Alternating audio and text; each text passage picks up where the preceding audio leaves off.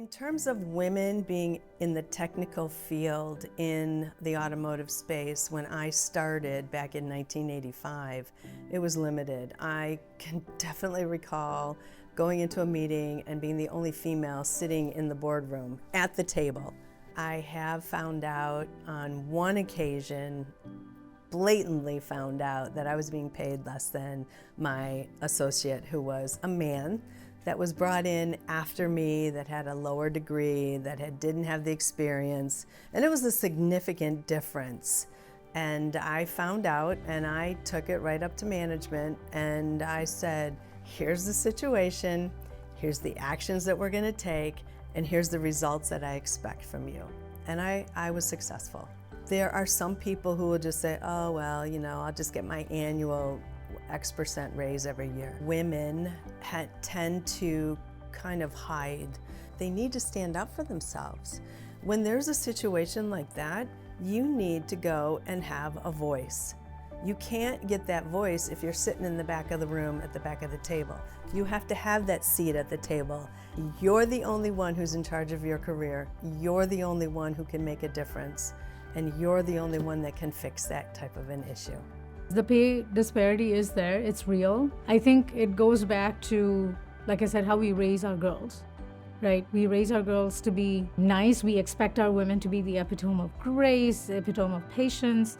So we naturally are not good negotiators. We can negotiate on behalf of anybody else. You want to negotiate on behalf of your kids, your husband, or your coworker, you'll do that all day long. But negotiating on behalf of yourself is not something that comes naturally to women. We're very much of the mindset that we should do the work should bring the rewards. But unfortunately, it's not always the case. So if you don't advocate for yourself, if you don't negotiate for yourself, it's hard to achieve that pay parity. Yes, organizations have to, operate from that standpoint, but I also think it's a little bit of an individualistic issue, right? And it's an intrinsic issue where women hold back when they're negotiating. They're more likely to feel grateful for what they have and not ask for what they deserve. You're not gonna lose a job offer because you're negotiating. They expect you to negotiate. It's a good skill to have, even after you go into the role. Like if you have to negotiate with suppliers, you have to negotiate with your peers, it's a good skill to have. So having those kinds of mentors who push you to get out of your comfort zone and advocate for yourself can be very helpful. Inclusivity and diversity is critical for a product. For example, look at a car. We have to consider customers of different demographics, different ethnicity in order for us to be successful. And it's important to bring all of the ideas to the table and be able to engineer the product that can serve all of them. And women is a 50% of the community there. So it's very important to take their suggestions, take their viewpoints, and bring them to fruition. For example, when I worked at Toyota, we were working on a vehicle where we were focusing on how quiet the vehicle needs to be. I raise my hand and say, if I'm traveling with my kids, I want to make sure I can hear them. So I don't think it's just the quietness. We need to understand how easy it is to converse with each other in the vehicle as well. And then people are like, you know what, that actually makes sense. I think in the end, we made a better product for the customer. So that's why the diversity of perspective is so crucial, because until you have it, you don't know what you're missing. So I learned Indian classical dance maybe for a couple of years in India, and I had mentioned to you I moved as a child quite a bit, so I couldn't continue it with a lot of rigor and continuity while I was in India. After that, I got into engineering, I got married, we came here, life got busy. And then I ran into Lalita. She was teaching music to my child, and I learned she was a dance teacher. And she asked me if I'd be interested, and I wasn't sure at first. It had been so long since I'd actually been on a dance floor. We tried it out, once in her basement, and it felt like just, riding a bike. It just came back to me. My name is Lalita Ramamurthy, and I am a performing artist and a health coach and a registered dietitian. I've known Ashwini for over 11 to 12 years now. She's been training with my dance school for the last 12 years now. Her biggest comeback to being connected and rooted with her love is dance. And I think that's how she sees herself when, the multiple times I've spoken to her, the two places that she sees herself to be herself completely is being an engineer and a dancer.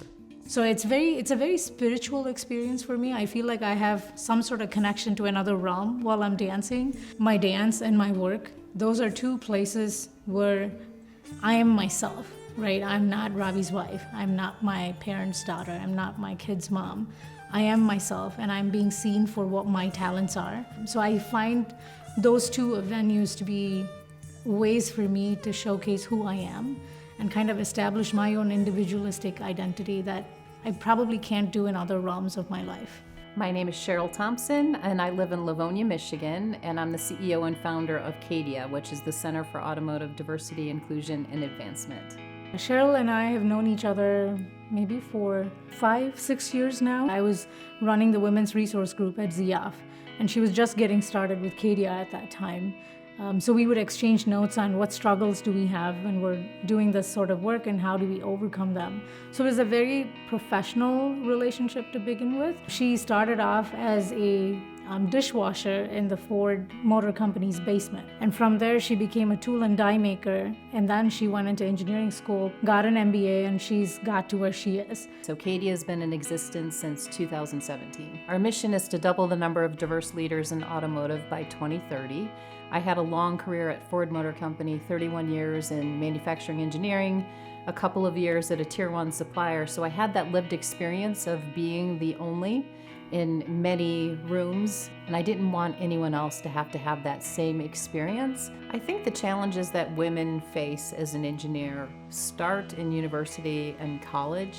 There was a woman that was telling me a story. She was learning how to be a welding engineer. The professor had the class doing some task in welding, and he came over to her and said, You're a girl, so we're not going to make you do that. The bias inside the workplace is not overt, it's more subtle. So let me give you an example of a bias. I hear sometimes, oh, actually, she's a good engineer.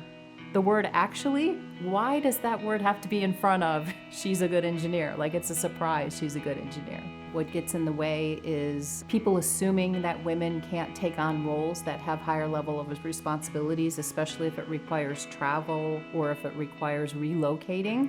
Someone will look at a woman and say, oh, she might have kids, or she has kids, she's not going to want to travel. And a woman will feel like she's less qualified because she's not getting those opportunities. Women have less access to mentors, I think, and sponsors. You're less likely to find out about opportunities that really give you that exposure to take on those high value assignments. There are a lot of professional organizations out there that can help facilitate bringing more women into the technical space, whether that be through sponsoring education, sponsoring scholarships, giving them entree to other women in the industry that they not normally would meet.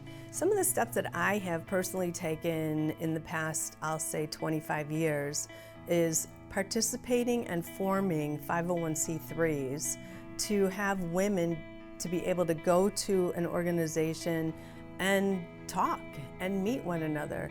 For example, there's Automotive Women's Alliance Foundation, and that is a 501c3 that I'm one of the co-founders of. And that's what AWA is all about, right? We're all about helping women advance in the automotive industry through allyship, through advocacy. Because even today, most of the decision makers, key influencers are all men. And women cannot change the needle for women by themselves. They need the allies, they need the advocates to be on their side, and that's what AWA is focused on. I'm Priya Gurumurthy, and I work at Yangfang, and I'm a Global Director IT. We need to create the shared space for women where in the automotive space where we come together, talk, learn, get inspired, and do more.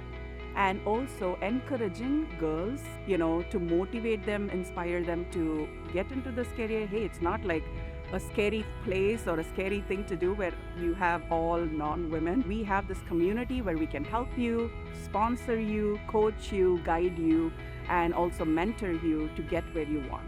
And our specific mission is to give opportunities to women to meet other women that they not normally would, as well as award scholarships. And whether they're at the beginning of the career, the middle of their career, a vice president or a president level, we have the means to help them with their journey in their career. I think we probably won't be having this discussion in 10 to 15 years. I think once we start to see 33% representation of women in engineering, we'll hit that critical mass and it won't be such a novelty anymore, and we won't hear that qualifying language like, she's a good engineer for a woman. Right? It'll just be like, of course she is. I think Ashwini is an awesome role model for women and girls thinking of entering this industry because she is such a champion for others. She truly lifts while she climbs. It's important to give your full self, and she does that all the time. And she's able to manage and take the learnings from one role to another, and that's what I think makes her successful. I'm Rithi. I am 16. I'm Shiv. I'm 10.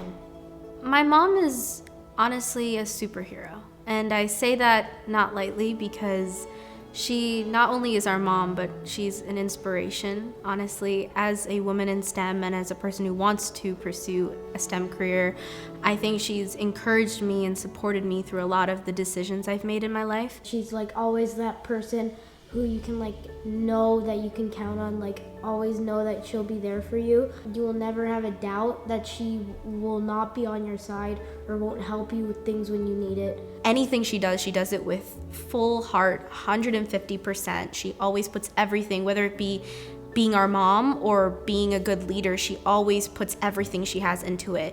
Any sort of organization she's part of, whether it be inclusivity, supporting women in automotive industry, she always puts 150% into it. I've never seen my mom go halfway. She is truly one of the most passionate people, and I think that's what makes our mom so special. She really is an inspiration and will always be my superhero for me.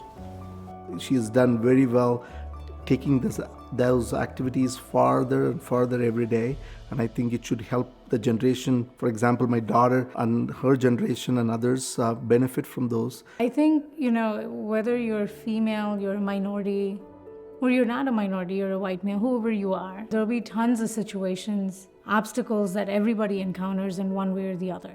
I think even in the darkest times, darkest hours, you need to find ways to pull yourself up and not lose sight of the prize that you've set yourself to achieve. If you wait for other people to come lift you up, sometimes it doesn't happen because everybody's busy with their own stuff in their own life.